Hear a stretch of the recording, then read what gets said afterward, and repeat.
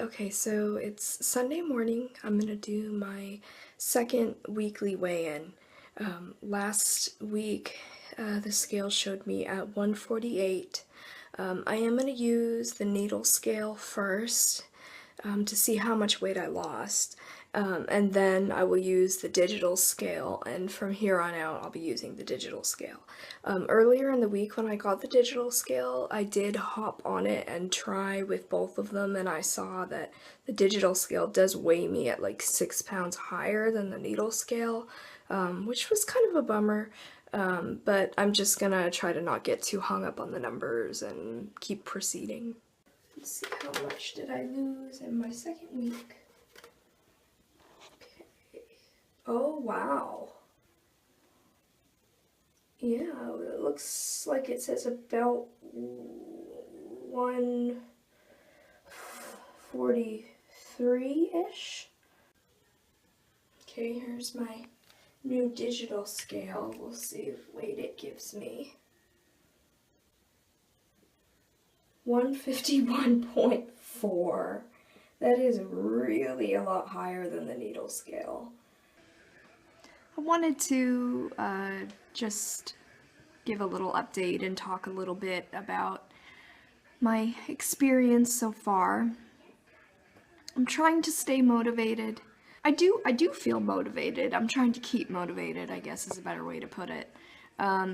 It's kind of frustrating a little bit that I just want the weight off, you know, and there's nothing I can really do to kind of hurry it along. I need to let it come off slowly and be patient. That's kind of hard to do. I want to feel like myself again. I don't feel like myself right now. I feel like just a blimp. I don't know. I just feel so huge. I have a closet full of clothes that are too small for me. But some of my clothes are starting to fit a little bit better, and so that's a good feeling. So, you know, I'm trying to enjoy, like, the small victories along the way, I guess. I'm not doing something that has an end point. This is how I'm going to live. This is for my health. This is so that I don't get diabetes and heart disease and hopefully not cancer. I have a very strong family history of all three of those things. To be honest, you know, when people ask me, well, why veganism? Why be a vegan? For me, because of that family history, I kind of feel like veganism is kind of my only chance. Honestly, it's sad, but, you know, that's how I feel.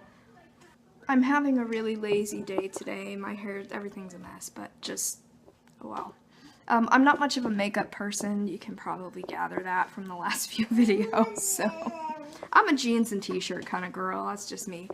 But, okay, so another thing that's going on is, well, autumn is here. I'm going through an eczema flare. I have eczema on my hands. I've been under a dermatologist care for it in the past. It's not, you know, really ever gonna permanently go away, but usually when I'm adhering to a vegan diet, the eczema is like very, very minimal and I don't go through flares.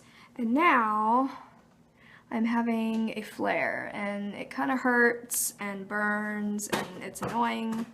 And I do know that the eczema tends to be worse in the fall and winter, so I don't know if it's just the seasons changing and that's why it's coming back, but it's kind of aggravating. It's like, okay, come on, body, I'm doing my part, I'm eating the right things, now you do your part, you know?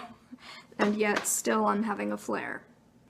So the situation with the scales is a little bit unnerving, but, you know, I have to remind myself not to be so consumed with the numbers, and I do tend to get that way. That's one reason why I cannot be real strict about counting calories. I really don't count calories in my meals. I just try to eat, you know, a balanced meal that's enough to keep me full, but not more than that. Occasionally I will glance at calories on things, but for the most part I don't. Because when I start doing that, I kind of go down the rabbit hole and it just becomes unhealthy for me.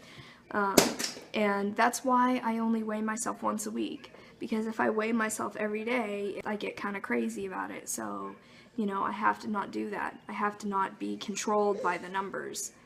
Oh, something funny that happened. I was preparing some acorn squash, some baked acorn squash, which is one of my favorite. I love all squash. Squash and me we're like this. But anyway, I was preparing some, and as I was scooping the seeds out, I thought to myself, you know what would be really funny? I should plant these in my backyard and just see if anything happens. I didn't expect anything to happen, but I went outside with the seeds and a spoon, and I just kind of scraped some dirt back in the backyard, and I put the seeds, and then I kind of covered it up, and I left it. Kind of forgot about it. A week later, I went out there, and sure enough, there's a sprout coming up, and I'll attach some pictures.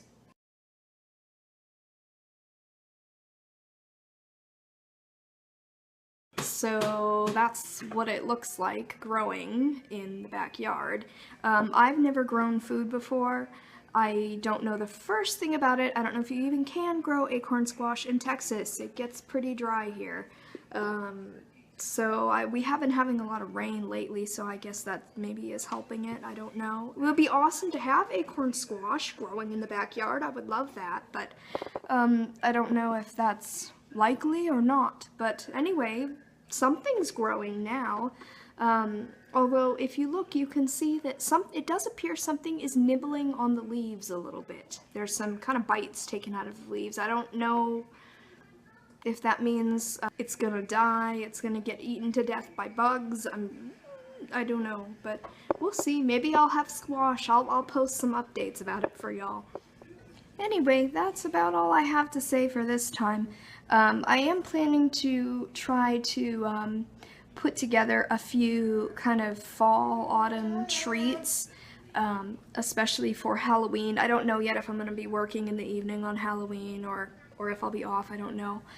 But if I am working someday around close to Halloween, I would like to have some kind of little vegan treat, maybe some kind of sugar-free vegan pumpkin cake or something. I want to have something yummy for Halloween. I don't want to feel like I can't have a treat and I can't enjoy my life because I'm vegan. So I will take some pictures and video and show you guys whatever I come up with. So anyway, thanks for watching.